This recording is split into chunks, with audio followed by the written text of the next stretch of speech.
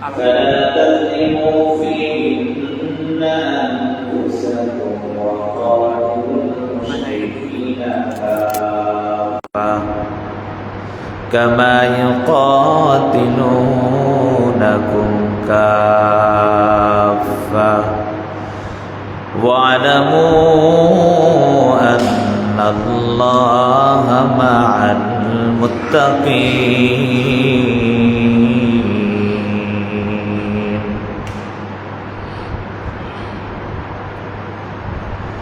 صدق الله مولانا العظيم. قال رسول الله صلى الله عليه وآله وسلم: أفضل الصيام بعد رمضان شهر الله المحرم، أو كما قال النبي عليه الصلاة والسلام. وصدق رسوله النبي الأمي الكريم،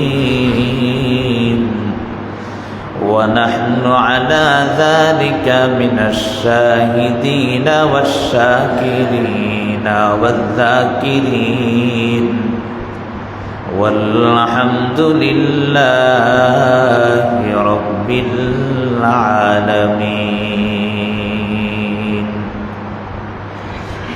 ربي زدني علما، ربي زدني علما، ربي زدني علما.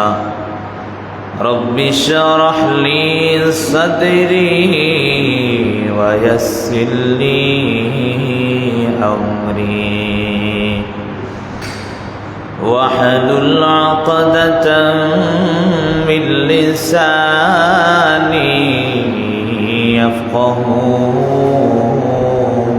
قولي.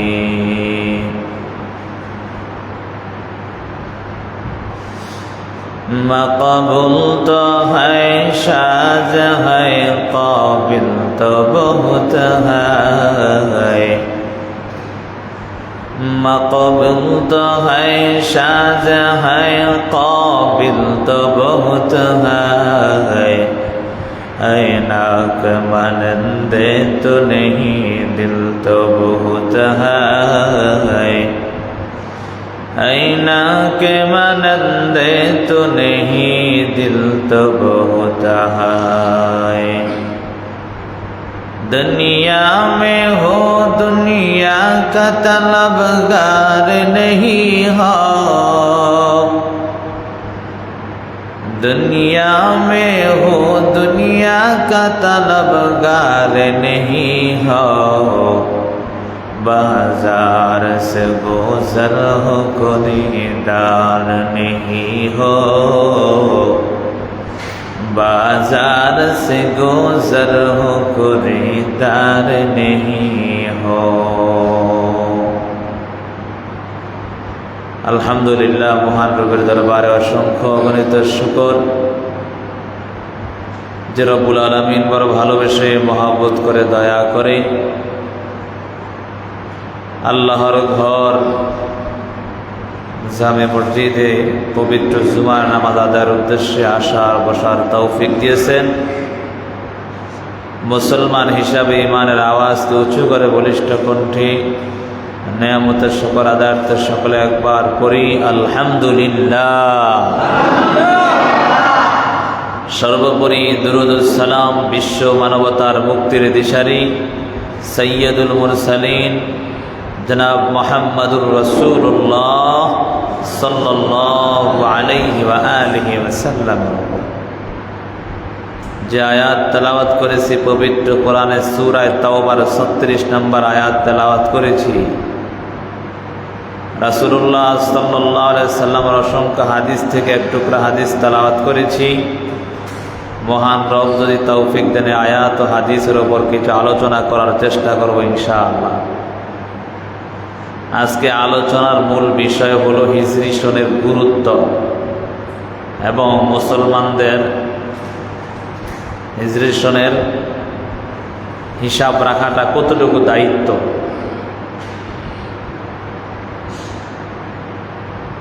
এই হিজরি সনের হিসাব রাখার দায়িত্ব কতটুকু, এবং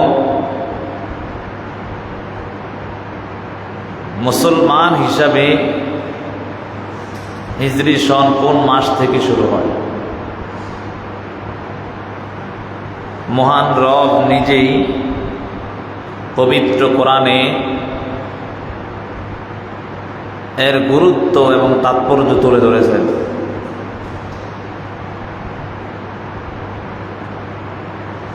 আমরা এখন যেই মাসে পদার্পণ করেছি এটা হলো মুহররম মাস। কি মাস? মুহররম, আরবিতে মুহররম মাস। আমরা জানি কোনটা আষাঢ়, বৈশাখ, জ্যৈষ্ঠ, শ্রাবণ, ঠিক না? আমরা জানি জানুয়ারি, ফেব্রুয়ারি, মার্চ, এপ্রিল, মে।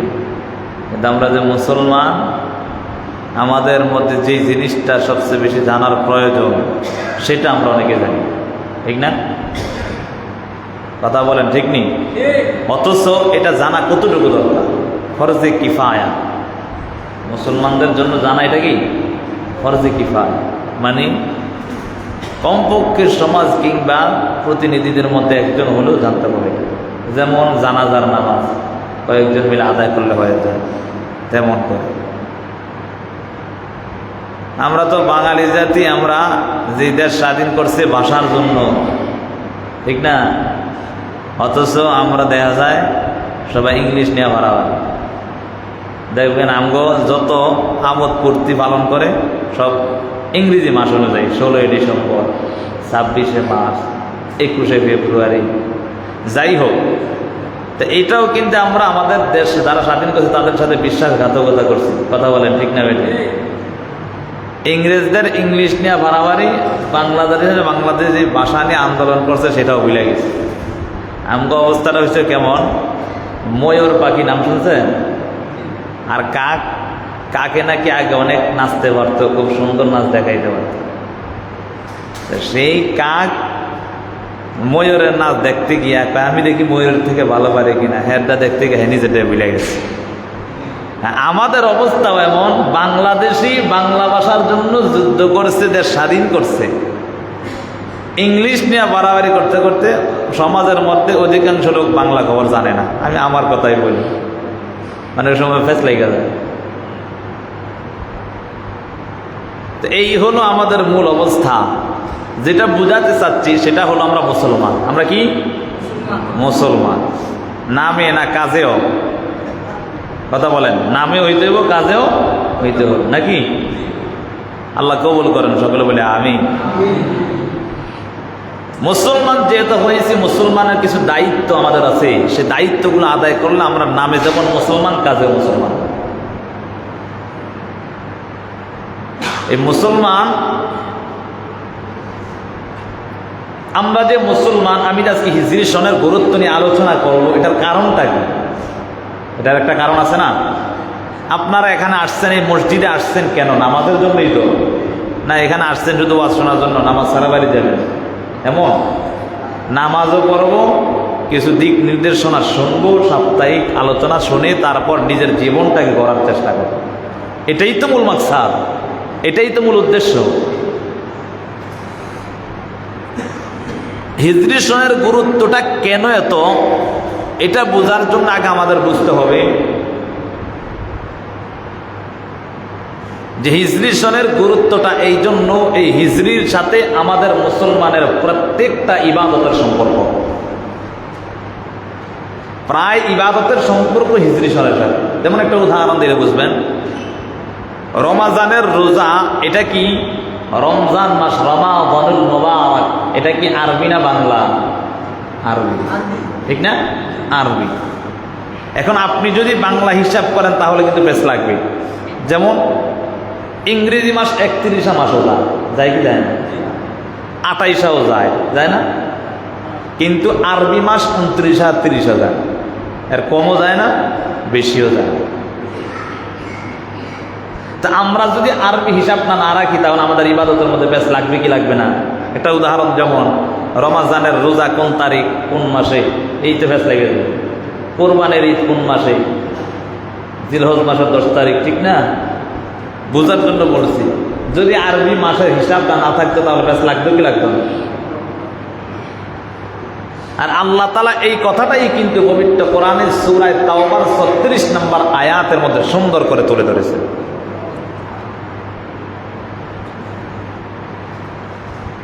বলে মুসলমানদের ইবাদতের সাথে সম্পর্ক হওয়ার কারণে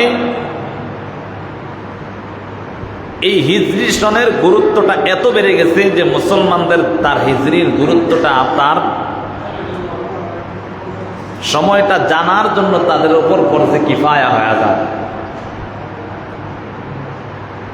এই হিজরি সনের প্রবর্তন কখন থেকে শুরু হয়েছে? হিজরি সন এটা কি কখন থেকে শুরু হয়েছে, গণনা কিভাবে শুরু হলো, এটাও জানা দরকার। খলিফাতুল মুসলিমিন হযরত ওমর রাদিয়াল্লাহু তাআলা আনহু শাসনামলে, আবু বকরের পরেই তোমরা আসছেন, তার শাসনামলে দেখা যাচ্ছে যে হিজরি সনের হিসাব না রাখার কারণে তাদের মধ্যে আমল নিয়ে ধাক্কাধাক্কি লেগে যেত, মানে কোনটা কোন সময় করবে এই নিয়ে খুব পেঁচ লেগে যেত। সাহাবায়ে কেরামদেরকে ডাইকে আনলেন, আনার পর বললেন, আচ্ছা তোমরা বলো যে কিভাবে মাস অর্থাৎ বছর, আরবি বছর কিভাবে শুরু করা যায় গণনা একটু বলো। তো সাহাবায়ে কেরাম এক একজন এক এক পরামর্শ দিলেন। কোনো কোনো সাহাবায়ে কেরাম বললেন, আমাদের নবীজি যেই মাসে জন্মগ্রহণ করছে ওই মাস থেকে প্রথম মাস ধরে। আবার কেউ বলেন যেই মাসে মৃত্যু অর্থাৎ দুনিয়া থেকে বিদায় নিয়েছে সেই মাসটাকে প্রথম মাস ধরে। সব কিন্তু বিবেচনা করে ওমর রাদিয়াল্লাহু তাআলা আনহু এমন একটা সিদ্ধান্ত দিলেন যেটা উল্লেখযোগ্যই নয়, শুধু সকলের মনে এভাবে ঢুকেছে যে এই হিজরত, নবীজি মক্কা থেকে মদিনায় হিজরত করেছেন। এই হিজরত শুধু কেন চারটিখানি বিষয় না, বহু কষ্ট নির্যাতন শিকারের পর তারপর হিজরত করেছে, ঠিক না? এই হিজরতের ইতিহাস যাতে করে প্রত্যেকটা মুমিনের অন্তরে থাকে, এজন্য নবীজি যেই দিন হিজরত করেছেন ওই অর্থাৎ যেই মাসে হিজরত করেছেন ওই মাসটাকে প্রথম মাস হিসাবে মুহররম মাস ধরেছেন। সুবহানাল্লাহ। ওই মাসটাকে প্রথম মাস মুহররম মাস হিসাবে গণনা করেছেন। এই মুহররম শব্দের অর্থ কি? আমার কথা কি আপনারা বুঝতে পারেন কিনা? মুহররম আগে কথাগুলো বোঝাইতে হয় নাকি? আর হইল মূল আলোচনা। হ্যাঁ, আমি আলোচনা করলাম কিছুই বুঝলেন না, কোনো ফায়দা নাই, ঠিক না?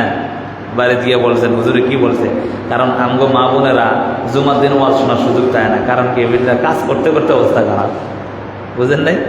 আপনি গোসল করে আসছেন, কাপড়টা দিয়ে চলে আসছেন, খবরও নাই, হইতে পারে নাকি? আপনার কাপড় দিতে দিতে হ্যাঁ সময় শেষ। এই জন্য আপনি যা শুনবেন এখানে তা আবার বাড়িতে গিয়ে মুযাকারা করবেন, আলোচনা করবেন, যাতে করে তার মধ্যে আমল ঢুকে। এই জন্য আগে বুঝতে হবে মুহররম শব্দের অর্থ কি। মুহররম শব্দের অর্থ সম্মানিত, নিষিদ্ধ। দুইটা অর্থ, কয়টা? সম্মানিত এবং নিষিদ্ধ। বলে কিভাবে নিষিদ্ধ বা কিভাবে সম্মানিত? এই মুহররম 4টা মাস আল্লাহ তাআলা সম্মানিত করে রেখেছেন। কয়টা? জোরে বলেন, কয়টা মাস? 4টা মাসকে আল্লাহ সম্মানিত করে পবিত্র কোরআনে নিজেই ঘোষণা করছেন।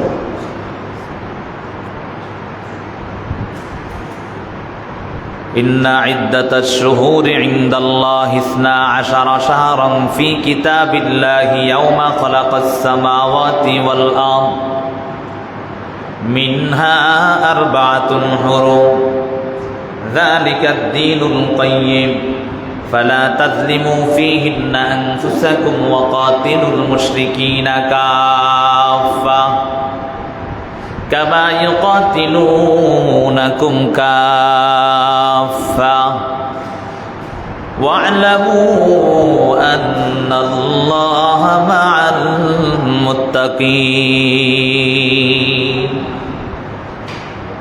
রব নিজেই এত সুন্দরভাবে উল্লেখ করেছেন কোরআনের আয়াতগুলো ইন্না ইদ্দাতাশ শুহুরি ইনদাল্লাহি 12 শাহরান ফি কিতাবিল্লাহ ইয়াওমা খালাকাস সামাওয়াতি ওয়াল আরদ। আল্লাহ বলেন নিশ্চয়ই ইন্না ইদ্দাতাশ শুহুরি ইনদাল্লাহি 12 শাহরান ফি কিতাবিল্লাহ। আল্লাহ তাআলার নিকট আসমান জমিন সূচনা লগ্ন থেকেই মাস 12টি করে গণনা করে আসছেন। সুবহানাল্লাহ। মিনহা আরবাআতুন হুরুম, তার মধ্যে 4টা মাস হলো সম্মানিত। সুবহানাল্লাহ। আর সেই 4টা মাস কোন 4টা এটা কোরআনে না আসে নাই, কিন্তু হাদিসের মধ্যে নবীজি বলে গেছেন।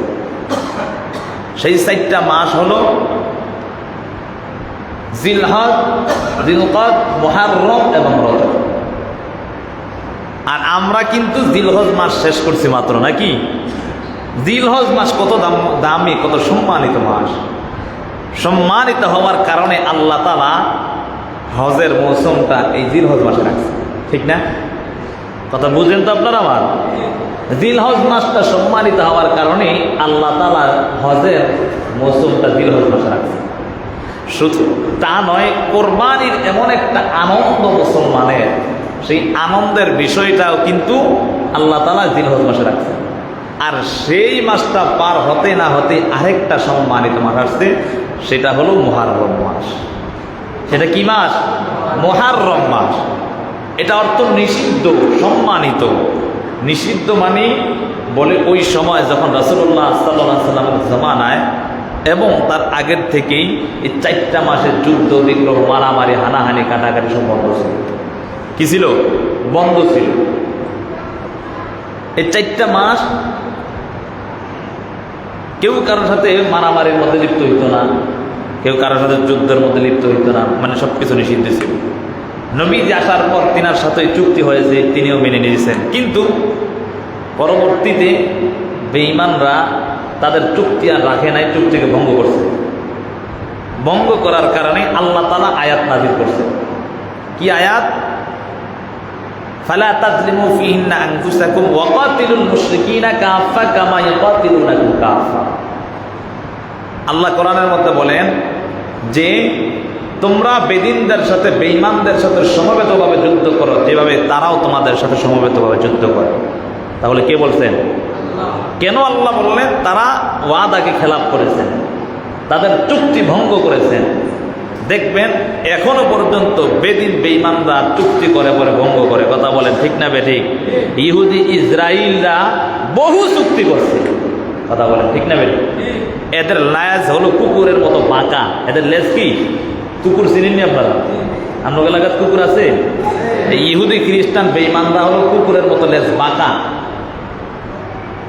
যদি কারোর সাথে আপনি কোনো কাজে হারজিত লাগেন তো বললেন যে ভাই আপনি কি কুকুরের লেজ সোজা করতে পারবেন? এটা যেমন বাঁকা থাকে, এই দুষ্টগুলো তেমন বাঁকা। বহু ধরনের চুক্তি করছে না? ইসরায়েল ফিলিস্তিনের সাথে কয়েক মাস আগেই যুদ্ধবিরতি করছিল নাকি? আবার হামলা করছে না? এটি মূল কারণ হলো ইহুদির গোড়া ভালো না। এজন্য মিস্টার হিটলার সব শেষ করে দিছিল। ইহুদি জাতিরে সব শেষ করে দিয়েছে। কয়েকটা রাইকা দিয়া বইলা গেছে তোমরা শুনে রাখো।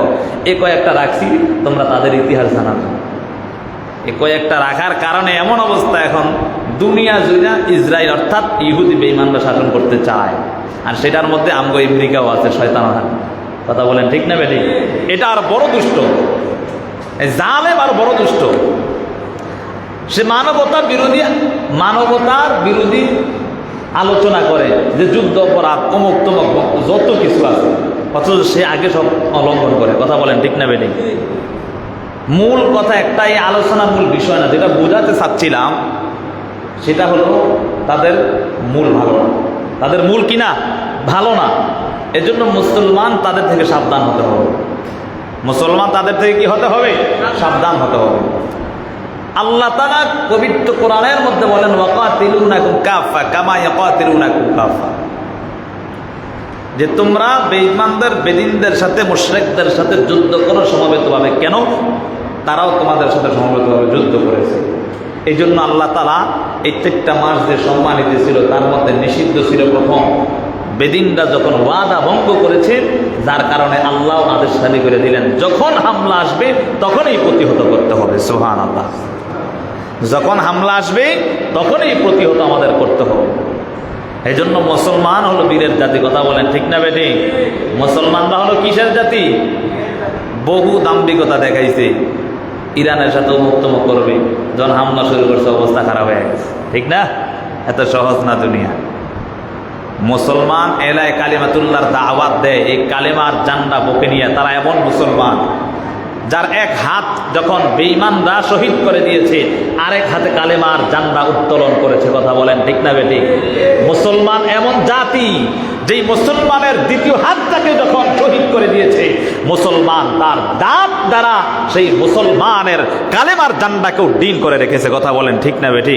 মুসলমান তো হলো এমন জাতি যে মুসলমান মৃত্যুর আগ পর্যন্ত তার কালেমার জান্ডাকে উড্ডীন করেছে যাতে করে নিচে না পড়ে যায়।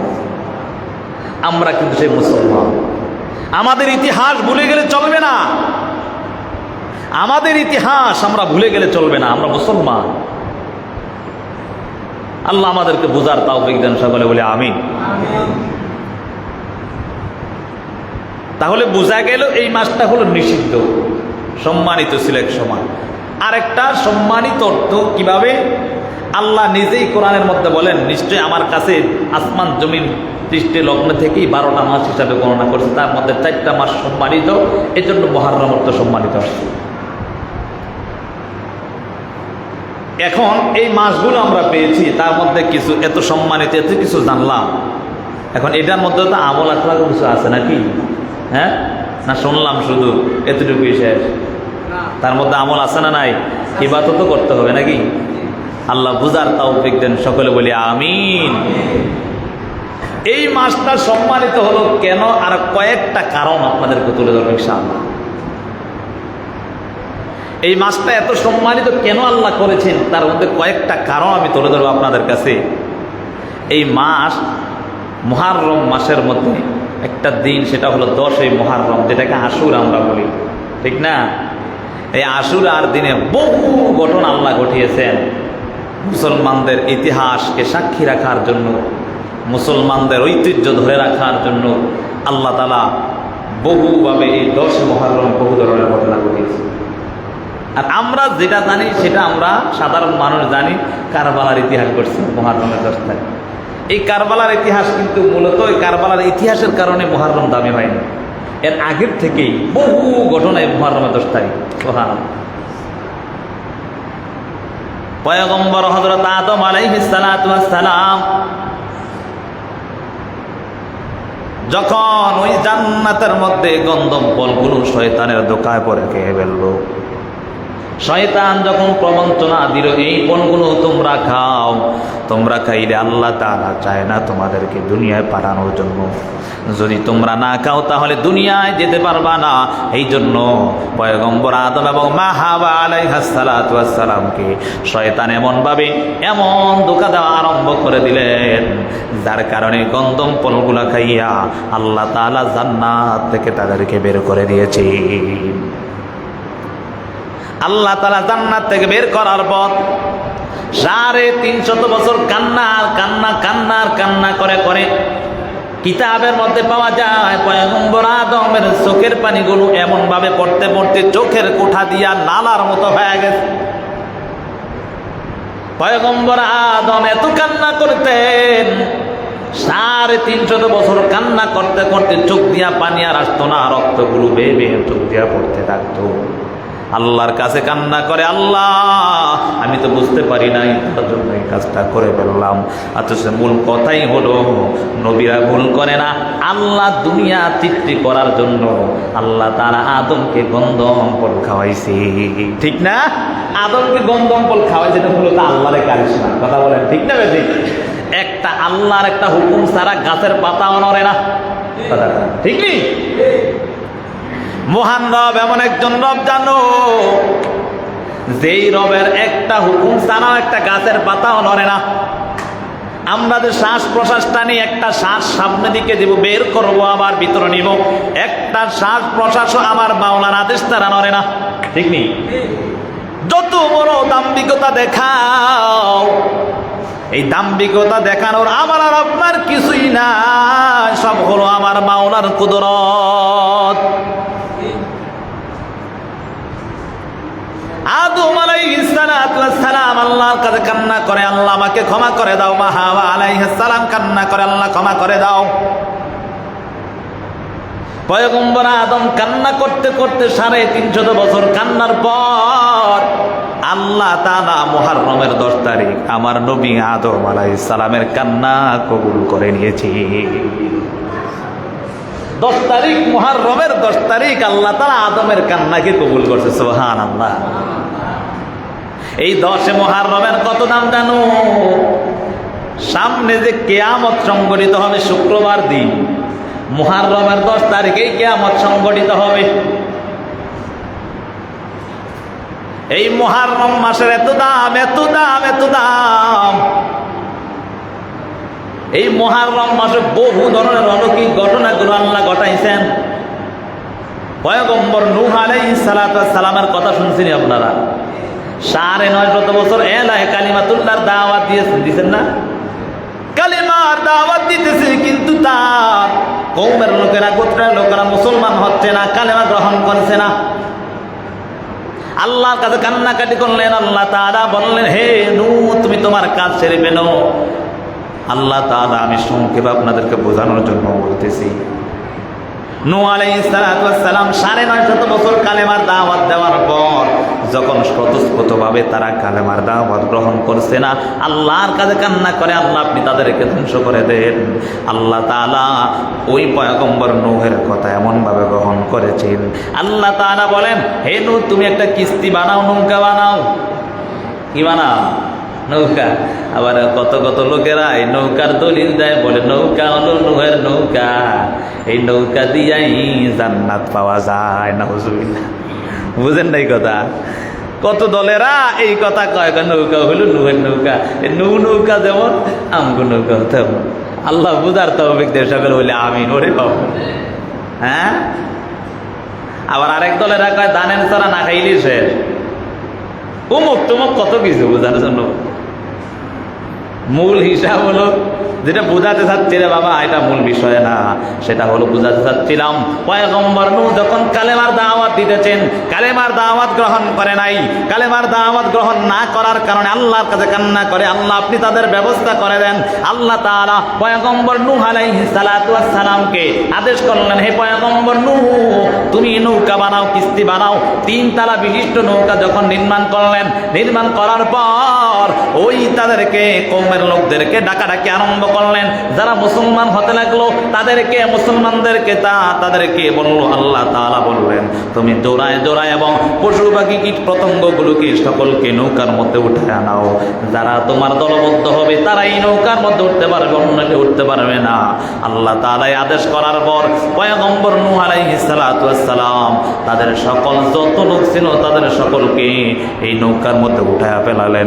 কিন্তু উঠায় আনার পর আল্লাহ তাআলা উঠানোর আগে যখন সকলকে ডাক দিলেন, ওই বেঈমানরা তারা এমনভাবে নূহ আলাইহিস সালামকে এমনভাবে ঠাট্টা বিদ্রূপ শুরু করে দিলেন।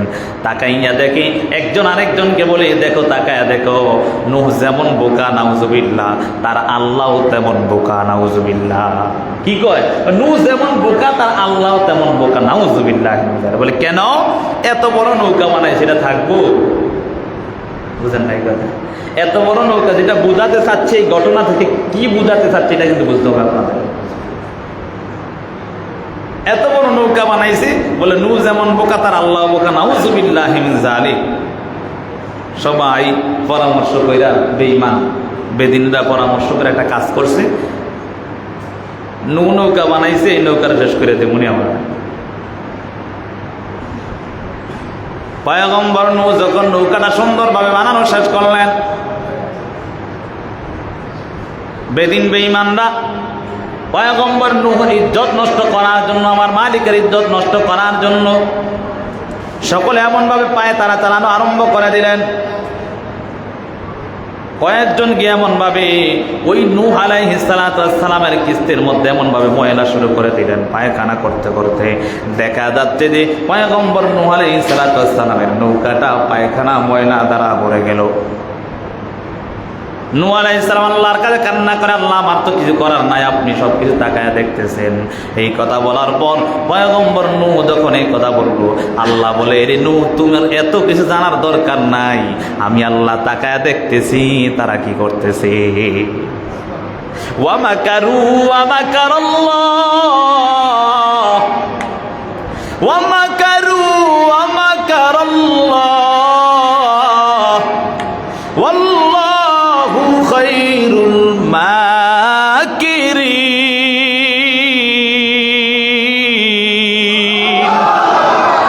আল্লাহ কোরআনের মধ্যে বলে, হে বেঈমানরা, বেদিনরা, তোরা শুনে রাখ, তোরা যতই চক্রান্ত করস, আমি আল্লাহ উত্তম পরিকল্পনাকারী। পয়গম্বর নূহের কিস্তির মধ্যে যখন ময়লা আরম্ভ করে দিয়েছে, আল্লাহ তাআলা বলে, হে নূহ, তোমার চিন্তার কোনো কারণ নাই, আমি আল্লাহ একজন আছি। যখন তাদের মধ্যে সবাই এমনভাবে ময়লা আরম্ভ করে দিলেন, আল্লাহ তাআলা তাদের মধ্যে একজন লোক ছিল বার্ধক্যজনিত, কেউ বলেন সে মহিলা ছিল, কেউ বলেন সে পুরুষ ছিল, যেই থাকুক না কেন, বার্ধক্যজনিত হওয়ার কারণে আল্লাহর বান্দা আল্লাহ তাআলা যখন ময়লা করতে গেলেন, সাথে সাথে আল্লাহ তাআলা ধাক্কা দিয়া ওই ময়লা মধ্যে ফালায় দিয়েছে। ধাক্কা দিয়া ময়লা ফালানোর পর যখন সবাই এমন ভাবে পুরা নূহ আলাইহিস সালামের জমানায় যারা বেদিন বেঈমান ছিল, তাদের সকলের কুষ্ঠরোগ হয়ে গেছে। কি রোগ হয়েছে? কুষ্ঠরোগ। বুঝেন তো? ধরেন বিভিন্ন ধরনের বসন্ত রোগ, অন্যান্য এমন ভাবে রোগে আক্রান্ত হয়ে গেছে, কোনো কিছুই ভালো হয়। ওই যেই লোকটা পড়ছে তারও এমন অবস্থা হয়েছে যে কুষ্ঠরোগ হইয়া অবস্থা খুব খারাপ।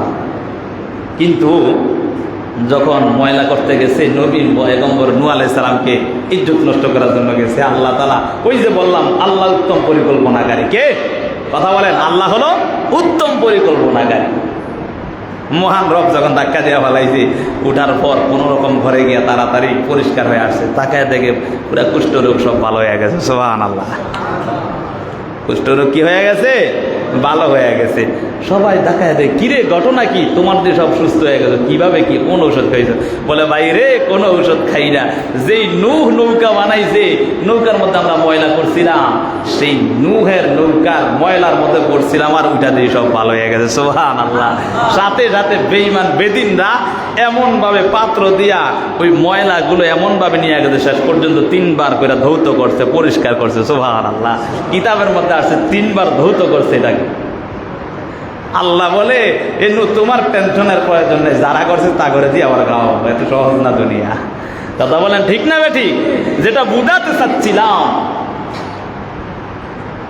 নূহ আলাইহিস সালাম নৌকা বানালেন। কিস্তি বানানোর পর সকলকে নিয়ে যখন এমন ভাবে বানানো শেষ করলেন, তারা এমন ভাবে ওই নূহ আলাইহিস সালামকে ইজ্জত নষ্ট করেছেন। তারপরের দিন সকালবেলা তাকায় দেখে এমন ভাবে বৃষ্টি শুরু হয়ে গেল, এমন বৃষ্টি শুরু হয়ে গেছে, বৃষ্টি এমন প্রবল বেগে বৃষ্টি শুরু হয়ে গেল, কিতাবের মধ্যে পাওয়া যায় 300 ফিট 500 ফিট উঁচা পাহাড়গুলো পর্যন্ত এমন ভাবে এমন পানি আসার কারণে 500 ফিট পাহাড় পর্যন্ত পানির নিচে চলে যায়। সুবহানাল্লাহ। 500 ফিট পাহাড় উঁচা, ওই পাহাড়গুলো পর্যন্ত পানির নিচে চলে যেতেছে। যেই বেদিন বেঈমানরা বলেছে এই মরুভূমি এলাকার মধ্যে পানি আসবে কোথা থেকে, তাদের চুলার নিচ থেকে, তাদের বাসার নিচ থেকে এভাবে পানি ওঠা আরম্ভ করে দিলেন, যার কারণে এমন অবস্থা হয়ে গেল, তাদের প্রত্যেকটা এমনভাবে ধ্বংস হয়ে গেল। সুবহানাল্লাহ বললেন না? বেদিন বেঈমানরা তাদের সমস্ত কিছু ধ্বংস হয়ে গেল। আল্লাহ তাআলা এমনভাবে কুদরতের কারিশমা কোন পয়গম্বর নূহ আলাইহিস সালামকে দেখাইতেছে।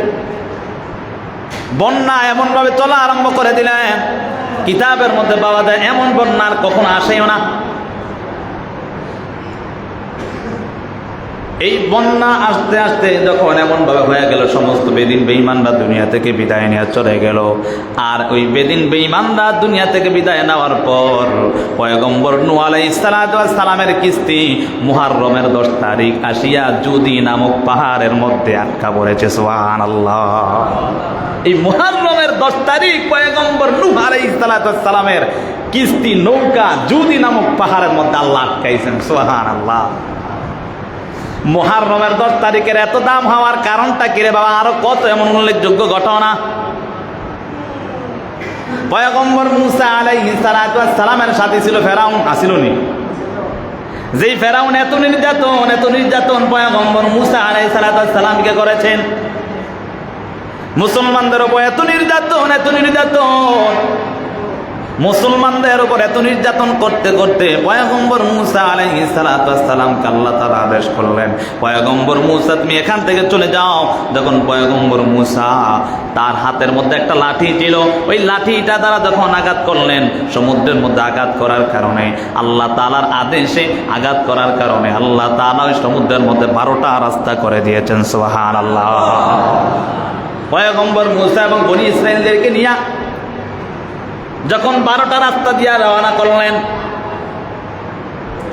এদিক দিয়া বেঈমান বেদিনরা ফেরাউন তার দলবল নিয়া পয়গম্বর মুসা এবং বনী ইসরাইলের লোকদেরকে এমন ভাবে আক্রমণ করার জন্য পিছু এমন ভাবে লাগলো, যার কারণে পয়গম্বর মুসা আলাইহিস সালাম এমন ভাবে হাঁটা দৌড়াদৌড়ি আরম্ভ করে দিলেন। কিতাবের মধ্যে পাওয়া যায়, মুফাসসিরিনে কেরাম এই আয়াতের এই তর্জমা অর্থগুলো ব্যাখ্যা করতে গিয়ে বলেন যে শুনে নাও, ওই ফেরাউন এমন ভাবে পয়গম্বর মুসার পিছু লাগলো যে কিছুক্ষণ থাকলে মনে হয় যেন আবার ধরে ফেলতো।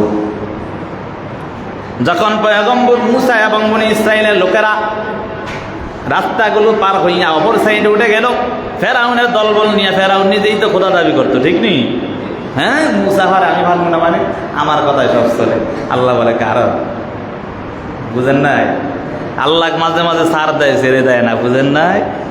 দেখবেন মাঝে মাঝে কারিশমা প্রকাশ পায়, কেরামতি প্রকাশ পায়। ফু দিছে ভালো হয়ে গেছে, হুজুর সারাদিন করে গুনার কাজ, ইমাম সাহেব আমি ইমাম সাহেব, কিন্তু হুট করে একটা ফু দিছি যে বাপরে বাপ ভালো হয়ে গেছে, আমি বড় বিশ্ব হুজুর হয়ে গেছি। বুঝেন না, এমন কিছু কেরামতি হয় না মাঝে মাঝে? তো এই জন্য আল্লাহ ছাড় দেয়, ছেড়ে দেয় না, যখন ধরে অবস্থা খারাপ করে আসবে। এই জন্য সাবধান হয়ে যাও। 17 বছরের রাজত্ব কইরা বহুত কিছু করছে, কিন্তু কিছুই করতে পারে না, সব খালি চলে গেল। যারাই আসছে সব বেশি কিছু করা যাবে না, বেশি কিছু করা যাবে না। আল্লাহ ছাড় দেয়, ছেড়ে দেয় না। আল্লাহ ছাড় দেয়, ছেড়ে দেয় না, এত সহজ না দুনিয়া। সাবধান, শিক্ষা অর্জন করো। এরে বাবা, যে কথা বলতেছিলাম, ফেরাউন নিজে খোদাই দাবি করে। এই ফেরাউনের ইতিহাস জানেননি? ফেরাউন সারাদিন খোদা দাবি করে, রাত্র যখন গভীর হইত আল্লাহর কাছে কান্না করতো, আল্লাহ আমি জানি আপনি একজন আছেন। আল্লাহর কাছে বলে, আল্লাহ আমি জানি আপনি একজন আছেন, আমার সব দিয়ে দেন, দুনিয়াতে আমার কবর কিছু লাগতো না। আল্লাহ কাছে তোরটাই সই, তোরে দিলাম, কিন্তু যখন ধর্ম আর ছাড়তাম না। বুঝেন না এই কথা? যখন ধরবো আর ছাড়বো না। ফেরাউন তো খোদাই দাবি কইরাই মরছে। পয়গম্বর মুসা আলাইহিস সালাম তার দলবল নিয়ে যখন রওনা হয়ে গেল, যখন অপর সাইডে গিয়া উঠে বলল, ফেরাউন তার দলবল নিয়ে আবার ওই নদীর মধ্যে যখন সমুদ্রের মধ্যে হাঁটা আরম্ভ করে দিলেন, আল্লাহ তাআলা যখন মাঝামাঝি গেলেন, আল্লাহ তাআলা পানিকে ডাক দেয়া বলে, তাড়াতাড়ি ছাপ দে, আর সারা যাবে কথা কয় না, আর সারা এর পানি চাপ দে, আর সারা যাবে না। এই বেঈমান আমার সাথে কম অপরাধ করে নাই, এই বেঈমান আমার দোস্তের সাথে কম অপরাধ করে নাই। মুসা কালিমুল্লাহকে এত কষ্ট দিয়েছি, আর সারা যাবে না, তাড়াতাড়ি দাও। এমন ভাবে পানি দুই পাশে এমন ভাবে চাপ দেওয়া আরম্ভ করে দিলেন। ওই ফেরাউন ওই সময় কালেমা বলতে চাইছে, আল্লাহ তাআলা ফেরেশতা করে ডাক দেওয়া, তাড়াতাড়ি কাদা ঢুকা, আর ভালো কালেমা লাখ ওই 40 না লাগাই তোর তাড়াতাড়ি আর সুযোগ নাই, কাদা ঢুকা দে যাতে করে আর আমার নাম লইতে না পারে। বহু কষ্ট দিছে আমার নবী। এই জন্য যারা এই কষ্ট দিবা, যারা এই মানুষের ওপর নির্যাতন জুলুম করবা, সাবধান হয়ে যাও, সাবধান হয়ে যাও।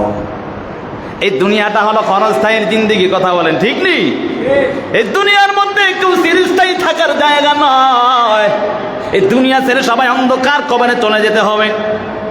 এই দুনিয়ার মায়ার জন্য কত কিছুই না করলা, আরেকজনের উপর জুলুম নির্যাতন করলা।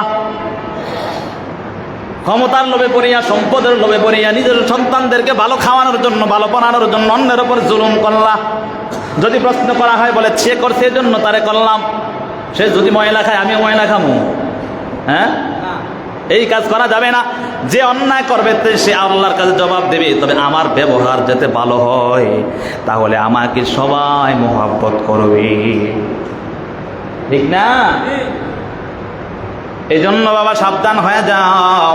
ফেরাউনকে ডাক আল্লাহ তাআলা ফেরেশতাদেরকে ডাক দেয়া বলে তাড়াতাড়ি তার মুখের মধ্যে কাদা দিয়া দাও, আর আমাকে ডাকার সুযোগ নাই। আমার বন্ধুকে বহু ধরনের কষ্ট দিয়েছে, আর দেওয়া যাবে না, আর তাকে সুযোগ দেওয়া যাবে না।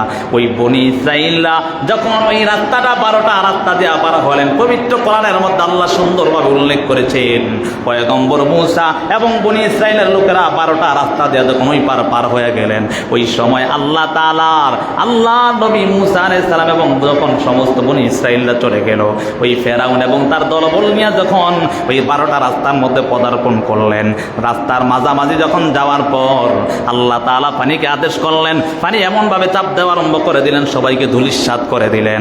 আল্লাহ তাআলা ওই সময়টাও ছিল মুহররমের 10 তারিখ, ওই সময়টাও ছিল মুহররমের 10 তারিখ।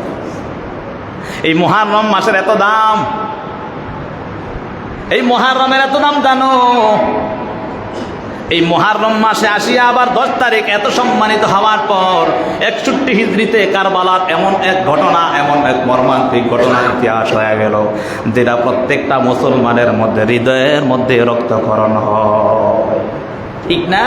তবে এটা নয় যে কারবালার কারণেই মুহররমের 10 তারিখ সম্মানিত। আল্লাহ তাআলা এই 10 তারিখ সম্মানিত হওয়ার কারণে মুফাসসিরিনে কেরাম, মুহাদ্দিসিনে কেরাম বলেন আল্লাহ তাআলা পয়গম্বরের আদরের নাতি হুসাইন রাদিয়াল্লাহু তাআলা আনহুকে 10 তারিখ শহীদ করায়া আল্লাহ তাআলা তিনার মর্যাদাকে আরো বৃদ্ধি করে দিয়েছেন। সুবহানাল্লাহ। এই 10 তারিখ শহীদ হয়েছে, এটার দ্বারা আল্লাহ তাআলা আরো মর্যাদা বৃদ্ধি করছেন। সুবহানাল্লাহ। অস্বীকারও করা যাবে না, আবার এটাকে এমনও করা যাবে না যেটা বাড়াবাড়ি হয়ে গেছে, নাকি? আল্লাহ বুঝার কাউ। এই মাসগুলো সম্মানিত, এখন এই মাসগুলোর মধ্যে কি করা চাই? ইন্না ইদ্দাতাশ শুহুরি ইনদাল্লাহি 12 শাহরান ফি কিতাবিল্লাহি ইয়াওমা খালাকাস সামাওয়াতি ওয়াল আরদা মিনহা আরবাআতুন হুরুম যালিকা ad-দীনুল কাইয়্যিম ফালা তাযলিমু ফীহিন্না আনফুসাকুম ওয়া কাতিলুল মুশরিকিনা কাফা কামা ইয়াকাতিলুনাকুম কাফা ওয়ালামু আন্নাল্লাহা মা'আল মুত্তাকিন।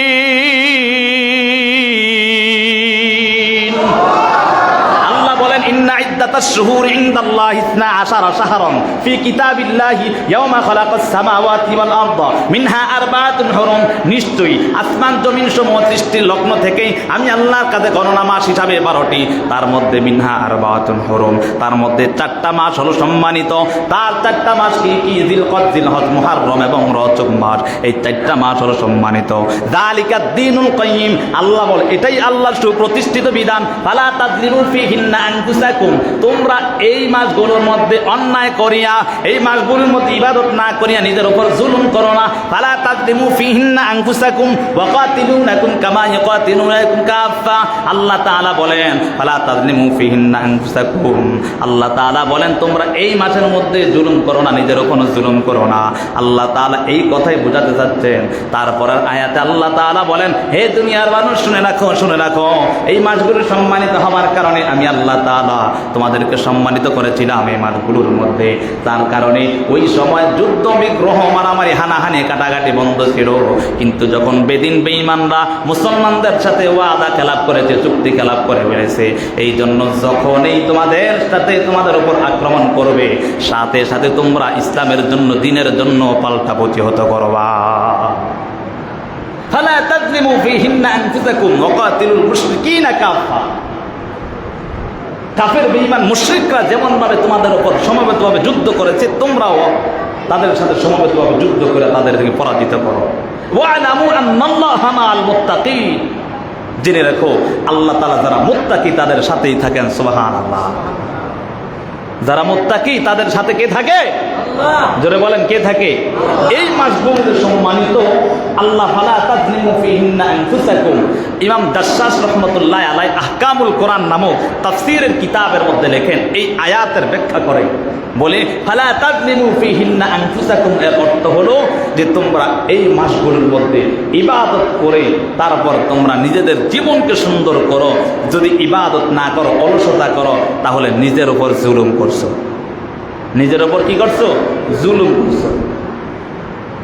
এটাই আল্লাহ বুঝাচ্ছেন যে তোমরা নিজেদের উপর জুলুম করো না। আর কেউ যদি এই 4টা মাসের মধ্যে ইবাদত করতে পারে তাহলে আল্লাহর নবী বলেন এবং মুহাদ্দিসিনে কেরাম বলেন তারা আরো 8টা মাস ইবাদতের মধ্যে আল্লাহ সুযোগ করে দিবেন। সুবহানাল্লাহ। এই মাসটার এত দাম, নবী হাদিসের মধ্যে বলেন আফদালুস সিয়ামি বা'দা রমাদান শাহরুল্লাহিল মুহাররম। এই মাসটার এত দাম বলে যেই মাসটা আল্লাহর কাছে রমজান মাসের পরে এই মুহাররমের রোজা সম্মানিত। সুবহানাল্লাহ। আল্লাহর মাস হলো মুহাররম মাস, সম্মানিত।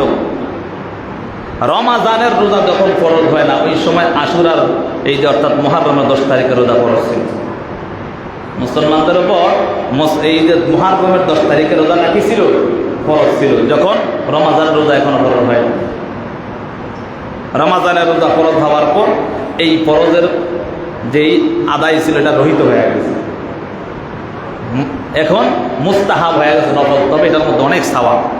রাসূলুল্লাহ সাল্লাল্লাহু আলাইহি ওয়াসাল্লাম হাদিসের মধ্যে বলেন ক্বালা আন-নবী সাল্লাল্লাহু আলাইহি ওয়া আলিহি ওয়া সাল্লাম সিয়ামু ইয়াউমি আশুরা ইন্নী আহতাসিবু আলাল্লাহি আন ইউকাফিরা আস-সানাতা আল্লাতী ক্বাবলা। যারা মুহররমের 10 তারিখ রোজা রাখবে আল্লাহ তাআলা তার পূর্বের জীবনের 1 বছরের গুনাহ আল্লাহ মাফ করে দিবেন। সুবহানাল্লাহ। সহিহ মুসলিম শরীফের হাদিসের মধ্যে আসছে যারা এই মুহররমের 10 তারিখ রোজা রাখবে আল্লাহ তাআলা তার জীবনের পূর্বের 1 বছরের গুনাহ আল্লাহ মাফ করে দিবেন। সুবহানাল্লাহ। শুধু তা নয় এই মুহররমের 10 তারিখের রোজার কত দাম জানো? কত দাম! আল্লাহ নবী যখন হিজরত করে মক্কা থেকে মদিনায় চলে গেলেন, মক্কা থেকে মদিনায় হিজরত করে যাওয়ার পর তাকাইয়া দেখে ইহুদিরা, বেঈমানরা তারা এমন ভাবে মুহররমের 10 তারিখ রোজা রাখছে। পয়গম্বর ডাক দিয়া বলে তোমরা কেন রোজা রাখলা? বলে এই তারিখটার মধ্যে আল্লাহ তাআলা পয়গম্বর মূসা এবং বনী ইসরাইলের লোকদেরকে ফেরাউনের নির্যাতন থেকে হেফাজত করেছে এবং ফেরাউনের দলবলকে এমন ভাবে ধূলিসাৎ করে দিয়েছে, পানির সাথে মিশায় দিয়েছে, যার কারণে আমরা শুকরিয়া আদান করব। মূসাকে এতভাবে হেফাজত করার কারণে আমরা ওই দিনটার মধ্যে রোজা রাখি। আল্লাহর নবী ডাক দেয়া বলেন নাহনু আহাক্কু বিমূসা মিনকুম ফাসামাহু আমারু বিসিয়ামি। আমরা তো তোমাদের চেয়ে আরো বেশি হকদার মূসার, কারণ মূসা বলেন আমার ভাই। মূসা হলো কি? আমার ভাই। এজন্য তোমরা তো একটা রোজা রাখছো। না না, হতে পারে না, আমরাও তোমাদের বিরুদ্ধে যে আরো রোজা রাখবো। সুমু আশুরা ওয়া খালিফু ফীহি আল-ইয়াহুদা ওয়া সুমু ক্বাবলাহু ইয়াওমান ওয়া বা'দাহু ইয়াওমান। নবীজি বলেন তারা তো বেঈমানরা তো মূসার জন্য শুকরিয়া তার একটা রোজা রাখে, তোমরা তাদের সাথে একসাথে করা যাবে না, তোমরা তাদের বিরুদ্ধাচরণ করো। 2টা রোজা রাখবা। কয়টা? কথা বলেন, কয়টা? 2টা। কিভাবে 2টা রাখবা? মুহররমের 9 তারিখ, 10 তারিখ বা 10 তারিখ 11 তারিখ পারবো তো ইনশাআল্লাহ। মুহররমের 9 তারিখ আর 10 তারিখ বা 10 তারিখ বা 11 তারিখ 2টা দিন আমরা রোজা রাখবো। পারবো না ইনশাআল্লাহ? আল্লাহর নবী জীবনে 4টা কাজ কখনো ছাড়তেন না। কয়টা কাজ? 4টা কাজ। তার মধ্যে মুহররমের 10 তারিখের রোজা কখনো আল্লাহ নবী ছাড়তেন না। সোহার ফজরের নামাজের আগে 2 রাকাত সুন্নাত আছে না, এই সুন্নাত কখনো ছাড়তেন না। অনেক বলেন হুজুর ফজরের নামাজে পড়ি, বুঝলেন এই কথা। তারপরে আবার জিলহজের 9 তারিখ আরাফার রোজাটা, এই রোজা আল্লাহ নবী ছাড়তেন না কখনো। প্রত্যেক মাসের 13, 14, 15 তারিখ 3টা রোজা আল্লাহ নবী কখনো ছাড়তেন না।